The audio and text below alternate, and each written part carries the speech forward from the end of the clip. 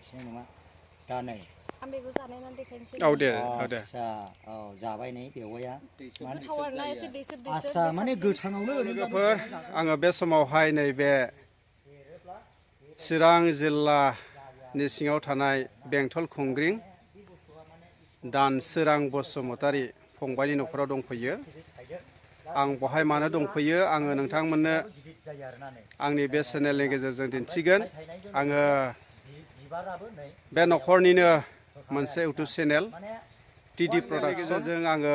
बहाय माखासे बे न'खराव क'क'वा मोनसे आबाद मावनाय आं नुनो मोनदों दा बे क'क'वा आबादा माबायदि आरो माबायदि प्रडाक्ट खालामो माबायदि इनकाम खालामो आं बेखौ नायनो थाखाय बे जायगासिम सफैबाय दा आङो बे आबादफोरखौ नोंथांमोननोबो दिन्थिलांगोन आरो आं नायनायनि गेजेरजों मोनदां हाबाय बे आबादा खोब गोरलै राहानि गेजेरजोंनो जोङो बेखौ मावनानै बिनि फिथाइखौ मोननो हायो गय बागान सिंफ्रावनो बे बिफांखौ गायनो हायो आरो बियो गायजेननायनिफ्राय 2.5 बोसोर बा 3 बोसोर बेनि गेजेरावनो जोङो बिनि फिथाइखौ मोननो हायो आरो बिगुमानिफ्राय मिन्थिनाय बायदिब्ला बियो नन स्टप फिथाइ थायो माने बोसोरावहाय खेमथामसिम जोङो बिनि फिथाइखौ मोननो हायो अब्ला गोबाव खालामब्ला जोङो नायनि माबायदि बे क'क'वा आबादा आं दिन्थिलांनि फैदो जों बयबो नायदिनि माबायदि फिथाइ दङ नै नायनानै लादो जेबो लस गैया बारिफ्राव गायना लानो हागोन नै ओरैबायदि फिथाइ थाइखायो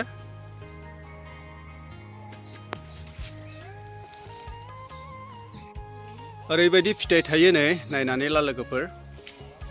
क'क'वा होननानै बुङो बेखौ फिथाइ दाम गोसा चक्लेट बानायनायावहाय बेखौ होनाय जायो बे फिथाइनि बेगरखौ आरो बेबायदिनो दाम गोसा केकफोर बानायनायावहायबो बेनि फिथाइनि जि गुन बेखौ बाहायनाय जायो जोंहा नै बे फंबायानो खुलुमबाय औ मालिक बियो चेनेल नायगिरि नोंथांमोन गासैखौबो अननाय आरो खुलुमनायखौ जासिहरनाय थाबाय दिनै आदाया आंनि न'आव फैदों नै माने चक्लेट बिफांखौ नायनो ओमफ्राय आदामोना बिराद गोजोननाय मोनदोंनो नोंथांमोनाबो जाय आदानि चेनेल नायग्रा नोंथांमोन गायनो गोसोबा कन्टेक्ट खालामनो हागोन आदाजों आदानि सिना जानाबा नङाबा आदानि थ्रु चेनेलै आंखौ बिदि कन्टेक्ट खालामनानै लांफैनो हागोन आरो बारा गोजान नङा बेंटल खुंगुरि जोंना अननानै फंबाया नोंनि एड्रेसफोरखौ एसे खोन्थाना होलाय जोंनि जायगा ना चिरां जिल्लानि सिङाव थानाय बेंटल खुंगुरियाव आरो आदसा ओमफ्राय आदाया स्क्रिनावहाय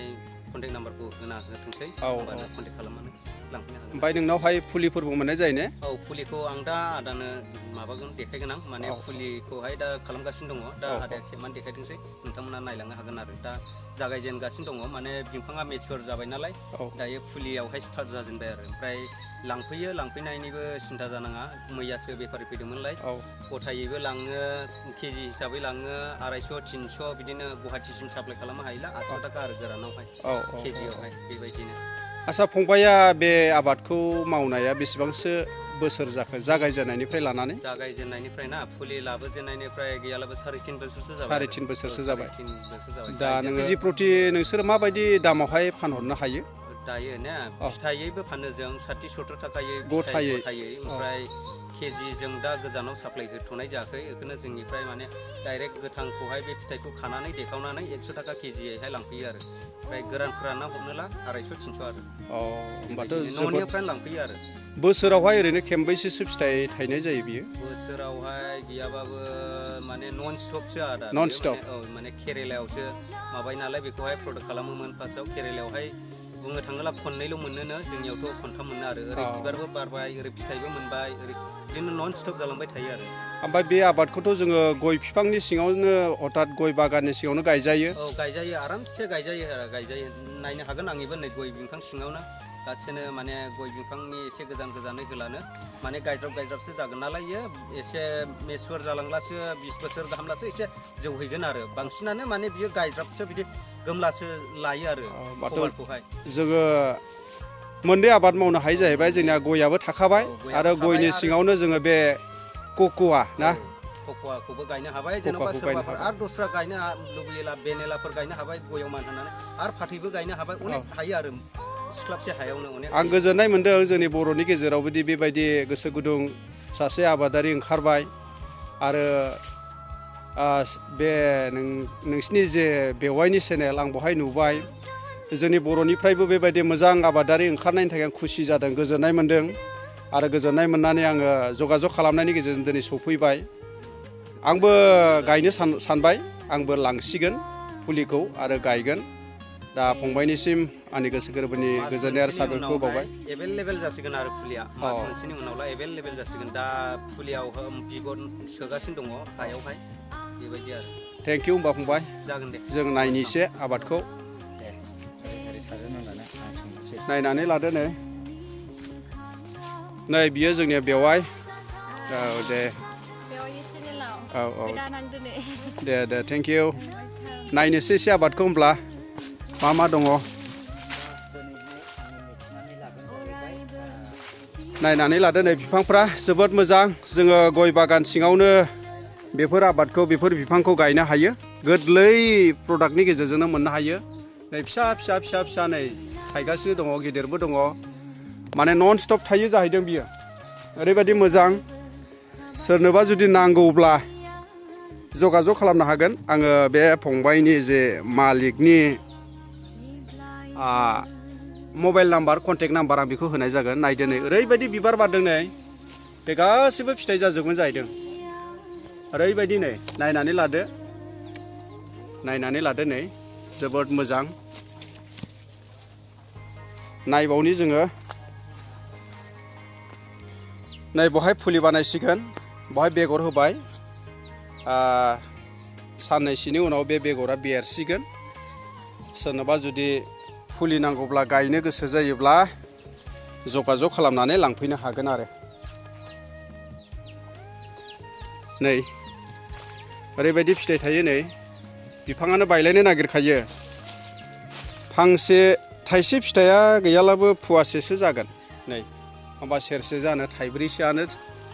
थाइब्रैसोजोंनो सेरसे जायो आरो दा गोथाङै फानोब्ला 70 थाखा 80 थाखा मोनो होननानै बुंदों मालिकआ गोथाङैनो खानानै फानोब्ला आरो लस गैया बारि सिङाव गायनो हायो नायदो लोगोफोर नै फिथाइया माबायदि थायदों नै ओरैबायदि नै थायदों नै नायदो नै लोगोफोर नै फिथाइया नायनानै ला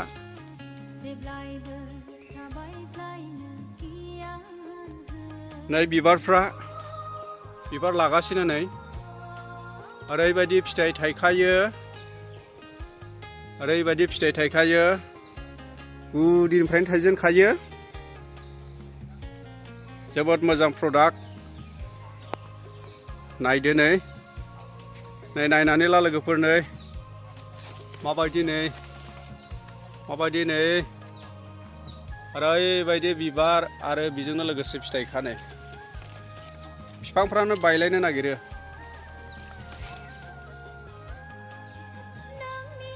फिथाइने बियो ने औ ओमफ्राय बियो मोनबाय बे बांद्राय मोनाखै एसे माने मोनफ्रामना दङ आरो औ सान्दुंजों एसे मोनबावनांगौमोन आरो जानायनो हागोन बेवाया औ दे जानाय नायगोन जोङो माबायदि औ एसे टेस्ट नायनि दा नैबेबायदिनो बोरैबाफोर नुयोब्लाबो जों मा बुस्थु फिथाइ बिलाइ मुलिसो सानगोन आरो खिन्थु बे फिथाइया दे इसेबां मैलु गोनां फिथाइ बेखौ जों मिथिनाय नङा दा नै औ दे जाबाय नै बेवाया एसे आस्सा माने गोथाङावनो ओरैनोब्लाबो जिना जाजायो आरो ने आंबो जानायसै